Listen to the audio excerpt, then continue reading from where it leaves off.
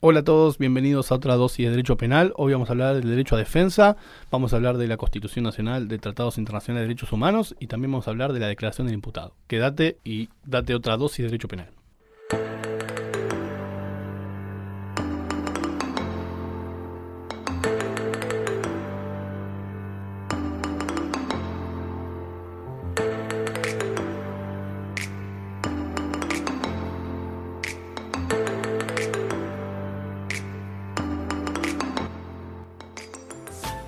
Buenos días, buenas tardes, buenas noches, buenos los que fuesen. Bienvenidos a otra dosis de derecho, en este caso dosis de derecho penal.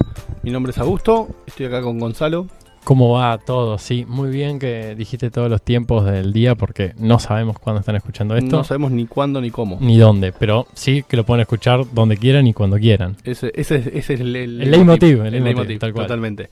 Bueno, como dije, estamos en otra nueva dosis de derecho penal. Hoy vamos a hablar de una de las garantías que tiene toda persona inculpada o acusada de haber cometido un delito durante el proceso, que es una de las garantías más importantes, es la garantía de la defensa en juicio, el derecho que tenemos de poder defendernos durante un proceso. ¡Tengo derecho a un abogado! Exactamente, ¿no? Exactamente, un derecho a una llamada. Claro, una llamada, sí. Bien, algo que se repite y se dice mucho, el derecho a defensa, bueno, ¿qué es lo que implica o qué es lo que abarca el derecho a defensa? Que de hecho después ha sido extrapolado a otros ámbitos como el derecho tributario, el derecho laboral, ¿no? Bueno, de hecho podríamos hacer un programa conjunto con Agus con respecto al derecho administrativo, el derecho administrativo sancionador. Claro. ¿Qué pasa cuando el Estado aplica una sanción? Si esa sanción tiene que pasar por todos los tamices de las garantías en el proceso penal. ¿Sí? Es muy interesante eso. La verdad que es un tema interesante. Como siempre, la doctrina no es una sola. Tenemos varias posturas. Algunos que sostienen que el derecho administrativo sancionador tiene que respetar las mismas garantías que el derecho penal, y otros que sostienen que no. Pero bueno, ya vamos a hacer un capítulo conjunto con respecto a eso. Tal cual. Hoy, para organizarnos un poquito, vamos a hablar primero de lo que es el derecho a defensa, dónde está reconocido. Vamos a hablar de la Constitución, vamos a leer el artículo 18 de la Constitución, vamos a leer también distintos pactos internacionales de derechos humanos y, por supuesto, vamos a ir después a las leyes internas, no tanto con respecto a el derecho a defensa en general, sino con una de los elementos, una de las formas de ejercer este derecho a defensa que creo yo es el más importante, que es el momento en donde declara el imputado, ¿no? En primer lugar, el derecho a defensa está reconocido expresamente en nuestra Constitución, en el artículo 18, ¿sí? Cuando habla de las garantías procesales, las garantías penales, las garantías constitucionales en el proceso penal. Lo vamos a encontrar cuando dice que nadie puede ser penado sin juicio previo. Ningún habitante de la nación puede ser penado sin juicio previo, fundado en ley anterior al hecho del proceso, ni juzgado por comisiones especiales o sacado de los jueces designados por la ley ante derecho de la causa. Nadie puede ser obligado a declarar contra sí mismo, ni arrestado. Acá sí es importante, nadie puede ser obligado a declarar contra sí mismo. Y acá hacemos el paréntesis porque lo vamos a ver un poquito más adelante en este capítulo. Ni arrestado, sino en virtud de orden escrita de emanada de autoridad competente. Es inviolable la defensa en juicio de la persona y de los derechos. ¿Sí? De la persona y de los derechos. La persona y los derechos. Bien. Exactamente. Es bastante general, bastante amplio el artículo 18 de la Constitución. Por eso es necesario ir a los tratados internacionales. No porque no estuviese regulado, o sea, no es que antes de que se celebren o que se ratifiquen distintos tratados internacionales de derechos humanos no existía el derecho a defensa o era otra cosa, pero sí los tratados internacionales marcan un poquito más qué implica. Como que lo fueron vistiendo, digamos. Exactamente. El artículo 8 del Pacto de San José de Costa Rica establece en distintos incisos lo siguiente. Dice: toda persona tiene derecho a ser oída con las debidas garantías y dentro de un plazo razonable por un juez o tribunal competente, independiente e imparcial, establecido con autoridad por la ley en la sustanciación de cualquier proceso de acusación penal formulada contra ella o para la determinación de sus derechos y obligaciones de orden civil, laboral, fiscal o de cualquier otro carácter. Otro capítulo para hacer con Agus, el tema del plazo razonable. Bueno, ¿no? Ni hablar. Otro capítulo. Eso, ni hablar de la discusión que genera. Después dice que toda persona inculpada de delito tiene derecho a hacer que se presuma su inocencia mientras no se establezca legalmente su culpabilidad. Durante el proceso, toda persona tiene derecho en plena igualdad a las siguientes garantías mínimas. ¿Sí?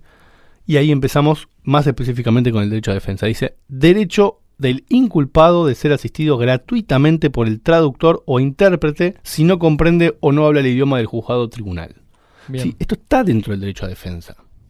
Porque pues, imagínate que una persona, Claro. un extranjero, viene acá, no habla español y lo detiene la policía. Claro, no se puede defender de nada. Bueno, ¿sabes qué me hace acordar? A un caso que fue hace un tiempo de un argentino que lo encontraron cruzando no sé qué frontera, no me acuerdo si a Rusia o dónde, con marihuana, con muy poquita marihuana en el auto, y lo detuvieron, lo procesaron, lo mandaron a El la tipo no cárcel. entiende por qué está El ahí. tipo no sabe ruso, ¿entendés? No- De hecho, la Cedronar me acuerdo que había hecho un gran trabajo ahí para que se le proveyera un intérprete, para que le diera un abogado, le dieran la posibilidad de defenderse. Bueno, en general lo que se acostumbra a hacer es que el consulado del estado del cual la persona es nacional le provea un intérprete. Claro. ¿Sí? Así que esto también abarca el derecho a defensa, porque está dentro del ejercicio. Después, Eso es como cuando tu novia te reclama algo que no te acordás. ¿Necesitarías un recordatorio? Porque tampoco te puedes defender de algo que no sabes que hiciste. pero las mujeres tienen esa habilidad.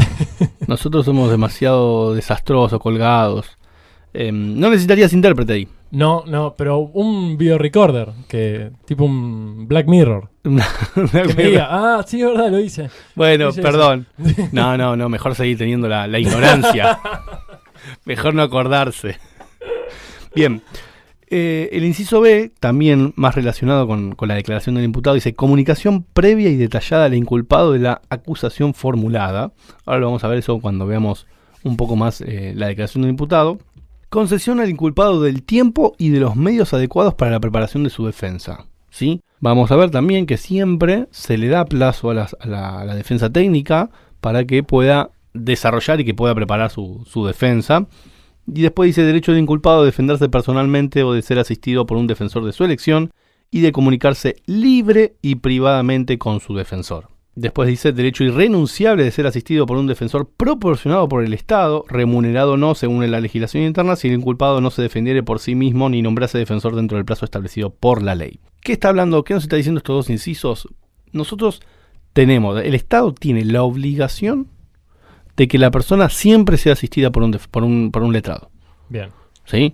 Gracias a Dios. ¿Cómo? Gracias a Dios. Gracias a Dios, tenemos siempre trabajo. vamos a tener un abogado. En nuestra legislación interna, lo que se establece es, si la persona tiene derecho a designar su letrado, su abogado de confianza, su abogado particular, que lo va a tener que pagar él. ¿Sí? En caso de que no designe otro abogado, que no designe un abogado de confianza, el Estado le proporciona uno.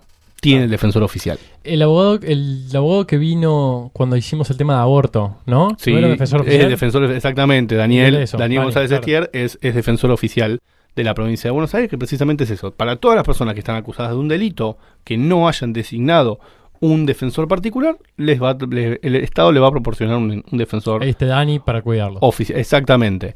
Es importante resaltar que no es necesario que el inculpado demuestre que no tiene medios para pagar, no es una cuestión económica. El Estado le proporciona. Ahí sí, en otros países cambia la situación, puede ser distinta, porque si la persona tiene medios, al abogado le van a regular honorarios. ¿Sí? El Estado tiene que, parte de la doctrina sostiene que el Estado tiene que asegurar el derecho a defensa, pero si la persona puede pagárselo, debería pagarlo. Se los debe. Debería pagarlo sin problema, con lo cual nuestro Estado, por lo menos hasta ahora, nuestra legislación marca que es totalmente gratuito y no hay ninguna necesidad de demostrar no tener medios o recursos para poder pagar eso. Después dice, y acá sí es importante, porque no solamente es tener el abogado defensor. ¿Qué implica el derecho a defensa? Dice, derecho a la defensa de interrogar a los testigos presentes en el tribunal y de obtener la comparecencia como testigos o peritos de otras personas que puedan arrojar luz sobre los hechos. ¿Sí? ¿Qué es esto más allá, para entenderlo bien a grandes rasgos? Ofrecer y producir pruebas. Exactamente. Claro. Es el derecho a ofrecer y producir pruebas. Pues si vos me escuchás, pero no me dejas probarte que lo que digo es cierto, es lo mismo que nada. Y controlar, o sea, controlar Claro, también la controlar. prueba de la otra parte. Que no es un invento, claro. ¿Sí? No nos olvidemos el contexto en el que se desarrolla un proceso penal. Está el imputado, el juez, que es el Estado, Y el fiscal. el fiscal, que es Es el Estado, claro. los peritos, que lo pone el Estado, la policía, que lo pone... Todo es el Estado y uno va solo con el mundo. Solito mi alma. Claro, más o menos, con lo cual es importante esta parte del derecho. Y después sigue el inciso, el artículo, dice, derecho a no ser obligado a declarar contra sí mismo ni a declararse culpable. y derecho a recurrir el fallo. Bueno, eso ya se van a otras garantías que van a ser materia de otro capítulo. En resumen, ¿qué es lo que implica o qué es lo que abarca el derecho a defensa que tenemos las personas, que están reconocidos en el 18 de la Constitución, está también en el 8º del Pacto de San José de Costa Rica, y también es importante mencionar, no lo vamos a leer porque es bastante similar, el artículo 14 del Pacto Internacional de Derechos Civiles y Políticos. ¿Sí? Ambos tratados con jerarquía constitucional desde el año 94. ¿Qué es lo que abarca el derecho a defensa? Primero que nada, es el derecho a ser oído. ¿Sí? El derecho a ser oído, y así, acá hacemos el paréntesis porque lo vamos a tratar un poquito más al final de este capítulo, el derecho a la declaración del imputado. Y también abarca el derecho a tener un defensor, ¿sí? Sea del Estado, sea particular. Siempre no hay ninguna persona que vaya a ser juzgado sin una defensa, sea estatal o sea privada. Es importante destacar también que una persona podría defender, en caso de que seas abogado, vos podés asumir tu propia defensa, pero ya sabemos el dicho de que no es conveniente. Abogado en causa propia tiene por defensor un tonto. Exactamente. O Así por que cliente un loco. Claro, cualquiera de las dos. Entonces, el derecho a tener un abogado defensor.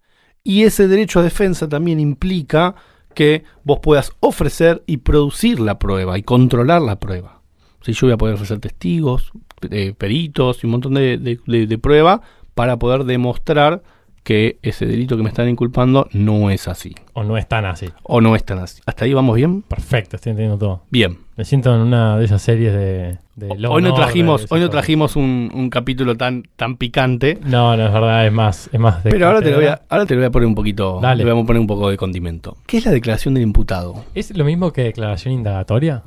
Es lo mismo que declaración indagatoria, es lo mismo que la injurada. Eso es cuando el tribunal lo sienta al imputado y le dice, bueno, a ver, ¿tenés algo para decir? Exactamente. El derecho a ser oído, que lo leímos en el artículo 8 del Pacto de San José de Costa Rica, uno dice, el derecho a ser oído, sí, que te escuchen. No. La declaración del imputado es el descargo cuando a uno lo acusan de haber cometido un delito, lo inculpan de un delito, es, bueno, ¿qué tenés para decir vos? Es el primer acto de defensa y yo creo que es el más importante. ¿Sí? Mi experiencia ejerciendo la profesión y ejerciendo algunas defensas, la declaración indagatoria es como un arma de doble filo. Claro, sí. Es un arma de doble filo. Sí, yo he escuchado eso. Que ahí a vos le dicen, no digas nada. No, porque muchas veces uno prepara al cliente, uno habla con el cliente, puede decir esto, puede decir, y cuando va a hablar, mete la pata y a confesión de parte... Relevo de prueba. Olvídate. Estás hasta las manos. Vos sabés que esta parte del descargo la tomé yo y la usé bastante en lo que es las sanciones laborales. De hecho, en un episodio que ya salió de dosis laboral, no recuerdo si fue el anterior o el anteanterior, hablamos sobre la facultad sancionatoria que tiene el empleador y cómo tiene que darle la posibilidad al empleado, antes de sancionarlo, de hacer su descargo. Descargo, claro, totalmente. Está tomado acá. Bien. Con lo cual la declaración indagatoria, la declaración de imputado, dependiendo de qué jurisdicción estemos, cambia el nombre. ¿Sí? Se puede llamar, en el Código Procesal de la Nación se habla de declaración declaración indagatoria. En provincia de Buenos Aires o provincia de Córdoba, que nos gusta la cuestión más federal, es declaración del imputado. Bien. ¿Sí? En otras provincias es indagatoria. En Ciudad de Buenos Aires, por ejemplo, es intimación del hecho. Sí, es una intimación del hecho, no. ¿Y eso se hace ante el juez? ¿O se dependiendo hace del régimen, no. Ya ante la policía ya no se hace más. Antes se hacía. En la última dictadura militar sabemos todo lo que sucedía, ¿no? Las declaraciones contra la policía. La policía llevaba la declaración escrita ante el juez y dice, señor juez, acá tenemos, declaró, confesó, y el tipo cuando lo van a buscar no podía hablar de fanta picana que le había metido. Sí, tenía todas quemaduras de cigarrillo en el pecho. Exactamente. Con lo cual le sacaron esa potestad a la policía para que tome la declaración, dependiendo el ordenamiento jurídico, dependiendo de qué jurisdicción estemos, o la toma el juez o la toma el fiscal. ¿Sí? Creo que ninguno lo toma la policía. Para darle más garantías, ¿no? Obvio. A la persona. Con lo cual, primero, el nombre puede ser cualquier cosa. La indagatoria, no sé, los códigos más modernos no dicen más indagatoria, porque la indagatoria ya da una connotación como que lo estás indagando, como que lo estás ya acusando. Viene del sistema más inquisitivo. Claro, eso te iba a decir, es más inquisitivo. Es más inquisitivo. En cambio, la declaración del imputado ya no das por sentado que el tipo va a ser indagado porque cometió un delito. Claro. ¿sí? Así que los códigos más modernos no hablan de indagatoria, hablan de declaración del imputado. El Código Procesal Penal de la Nación todavía es bastante viejo y habla todavía de indagatoria. Bien. Tanto el 18 de la Constitución como el 8º del Pacto de San José de Costa Rica dicen que nadie puede ser obligado a declarar contra sí mismo. ¿Qué es este principio, esta garantía que está ahí de que va de suyo? Eso es nuestro en realidad. No todos los ordenamientos jurídicos... la no declaración contra sí mismo es de todos. Pero nosotros le damos un plus. Porque la declaración nuestra, la declaración del imputado, como decía bien, como ahora vamos a leer en el Código Procesal Penal de la Nación, no es bajo juramento. Ah, mirá. ¿Sí? Fíjate que yo te dije declaración indagatoria, declaración de imputado o injurada. Injurada porque es sin juramento. Sin jurar. O sea que yo puedo mentir. Vos podés mentir. Pero hay una en la que no podés mentir. Que creo que es la última. La declaración indagatoria del imputado es la primera. Y después, antes de la sentencia, no tenés una oportunidad. No. El alegato o el descargo final, no. Vos, el imputado no tiene obligación de decir verdad. Y una confesional ahí, ¿no? Como una confesional. No, los que tienen obligación de decir la verdad son los testigos. Ok. Los testigos siempre tienen que decir, porque lo hacen bajo juramento. Claro, obvio, sí. Pero el imputado nunca. El imputado nunca. Siempre es... Y acá te traigo un dato de color y donde lo pongo un poco más picante. ¿Vos te acordás del caso de Ángeles Rawson? Sí, claro. Con Mangieri que con estaba. Mangieri, sí. Cuando él va a declarar la primera vez, va como testigo. Y cuando está como testigo, ahí es donde confiesa y dice, yo la maté. Y el fiscal inmediatamente suspende la audiencia, dice, se desestima lo último, claro, y lo cita para el día siguiente como imputado. Claro, y lo anterior no servía para nada. No servía para nada. ¿Por qué? Porque él estaba bajo juramento. Claro. Primero, estaba bajo juramento. Segundo, no se le habían descrito, ahora vamos a decir las formalidades. No tenía un abogado. No tenía un abogado, no le había preparado. No tenía ninguna garantía, con lo cual nada. Esa declaración no iba a ser válida. ¿Sí? Igual fue sopre, ¿o no? Pero por prueba posterior, no okay. Por eso. Sí. ¿Sí? De hecho, al día siguiente, cuando fue a declarar como imputado, se negó a declarar. Claro. ¿Sí? A él no lo condena por haber confesado, él lo condena por prueba posteriormente obtenida. Claro, sí. Eso de vuelta, esto es en nuestro ordenamiento jurídico. En otros ordenamientos jurídicos no es así. Por ejemplo, en Estados Unidos van a ver siempre las películas, las series, que declaran bajo juramento. Claro. Inclusive el imputado. Es más, hasta declaran en una oficina, en su casa, te filman. Sí, pero lo importante es, declaran bajo juramento. Y si no dicen la verdad y si mienten, después le van a aplicar o una pena más severa o otra pena por otro delito. ¿Sí? Es decir, ellos tienen igual que nosotros, los demás siempre todos los sistemas jurídicos de derecho, lo que plantean es, no te pueden obligar a declarar. Y si vos te negás a declarar, eso no puede ser utilizado como una presunción en contra. Claro. ¿Sí? Pero, y acá está la diferencia, en nuestro ordenamiento jurídico vos podés mentir, en otros ordenamientos jurídicos no. Vos podés no declarar, pero si declarás tenés que decir la verdad. Bien. ¿Sí? Retomando un poco la pregunta que me decías, nunca se puede, se es bajo juramento. En realidad, ahora que está muy de moda con la ley del arrepentido, si bien no hacen una declaración bajo juramento, si el imputado declara colaborando con la causa y por eso va a obtener un beneficio y después se demuestra que esa persona que mintió para obtener ese beneficio, ahí sí va a tener una sanción. Ok, está bien. ¿Sí?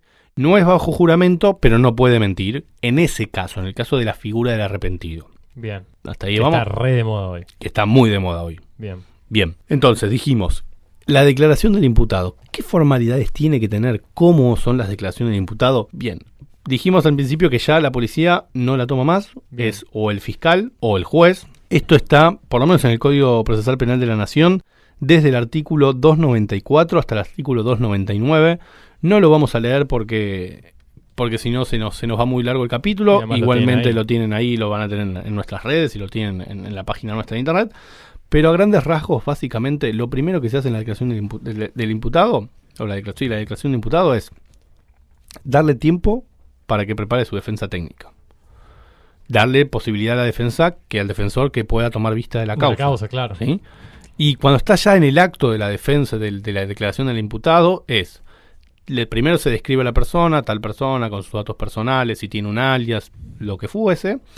Después le van a decir qué hecho, cuál es el delito que se le está atribuyendo, ¿sí? Le dicen, bueno, usted está acá se lo acusa de haber pasado de estos hechos que encuadran en esta figura penal, que tiene tal escala penal, y también se enumeran las pruebas que tienen en contra para demostrar ese hecho que se le está atribuyendo. ¿Y se pueden omitir pruebas ahí?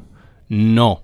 Por lo menos de lo que obran en autos, no. Tienes que siempre, el juez, o en la caso de tomarse la declaración de diputado, se le tiene que decir, bueno, estas son las pruebas que obran en contra de usted. Bien.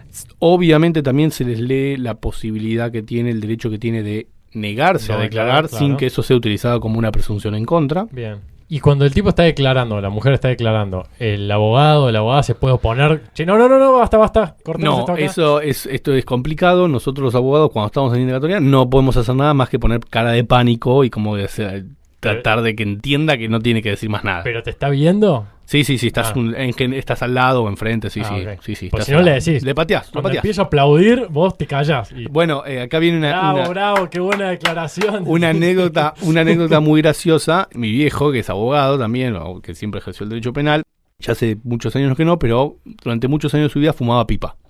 Entonces, claro, en la declaración, como mucho no podía hacer, golpeaba la pipa, la limpiaba y se ponía a jugar con la pipa. Entonces, una vuelta le dijeron, pero doctor, ¿usted está haciendo señas a su cliente? No. Y, claro. Pero no. Igual no lo sabremos nunca. No te puedes oponer a que diga o que no diga. ¿Sí?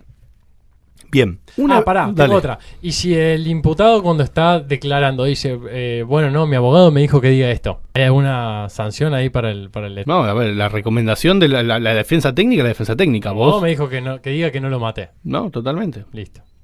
Después hay que ver cómo evalúa el juez eso, ¿no? Claro, no sé si es muy conveniente. No, está bien, no importa. Lo que quiero saber es... Lo importante es la persona cuando declara puede declarar va a declarar libremente. Bien. ¿Sí? Y después se le da la posibilidad, y ahí es cuando recién ahí empieza la indagatoria y dice si va a declarar o no va a declarar. Si se niega a declarar, se cierra ahí, y si dice que va a declarar, va a expresar todo lo que considere, y el tribunal o inclusive el fiscal pueden hacer preguntas a el imputado, o inclusive el defensor también puede hacer algún tipo de pregunta para tratar de encaminar la declaración. ¿Sí? Bien, sí. Cuestiones para repasar y para que queden bien claros con respecto a la declaración del imputado. La declaración del imputado tiene que ser siempre libre y voluntaria. ¿Sí? La persona tiene que saber lo que está haciendo y tiene que querer hacerlo. Siempre doy el ejemplo en clase de la película, espero no spoilear a nadie, ya tiene sus años, la del secreto de sus ojos. Claro. ¿Sí? El secreto de sus ojos, cuando el tipo va y confiesa. ¿Cómo confiesa? Porque le hacen como una artimaña, lo hacen enojar y el tipo termina confesando. ¿Sí? Esa declaración no serviría. Claro. Porque no es libre y voluntaria. No, obvio. ¿Sí? En el caso de Mancheri, si el fiscal lo dejaba seguir hablando, como era bajo juramento, no era libre y voluntaria. Claro. Se le tienen que dar todas estas garantías para que esa declaración valga. Además creo que no estaba el abogado del tipo. Ahí ni hablar. Igual ahí estábamos en época de dictadura. Era todo más fácil. Era otro cantar. Era todo más fácil. Hay que admitir también que hoy, todavía año 2018, muy pocas veces el juez toma la declaración. Okay. Ningún abogado hace un planteo diciendo no, porque no está el juez, porque... sabemos lo que va a pasar. Sí, en general también los testigos, también la confesional, todo lo tiene que revisar el juez, en general no sucede. Esta garantía de que nadie puede ser obligado a declarar contra sí mismo no implica que no podés confesar. Vos podés confesar y podés admitir el hecho.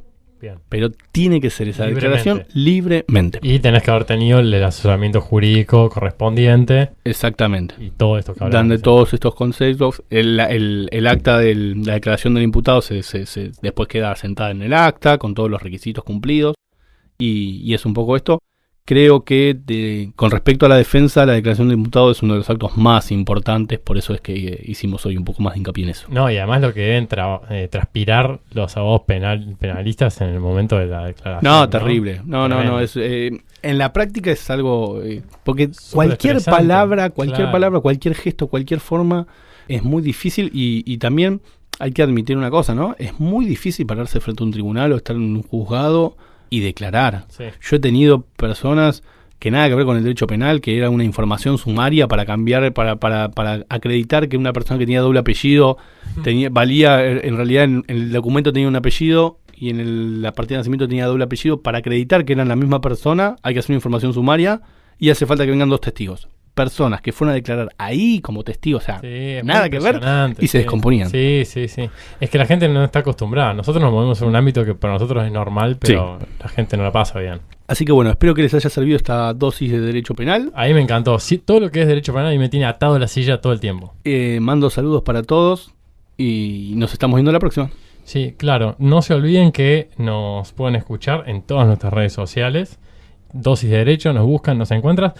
Esto estaba pensando. Tengo que mandar un saludo a Luis Tangredi, que nos mandó un mail, que nos sigue, que nos escucha siempre viajando de trabajo. Así que bueno, me parecía que le teníamos que mandar Siempre un hay que saludo. mandar saludos a la gente que nos escucha. Dijo que escuchaba más el podcast de Derecho Administrativo de Agus, pero bueno, desde acá le mandamos un saludo a nosotros.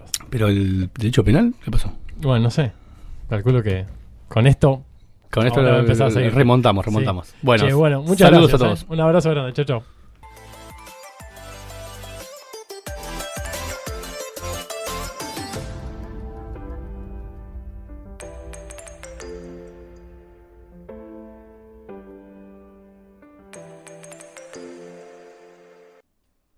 Si te gustó este episodio, hay mucho más en nuestras plataformas de iTunes, YouTube, SoundCloud y Mixcloud. Recordá que podés seguirnos en Facebook, Twitter, Instagram y LinkedIn como Dosis de Derecho para no perderte nada. Y suscribirte en nuestra página www.dosisdederecho.wordpress.com. Si te resultó útil, no dejes de calificarlo y compartirlo con tus colegas y amigos.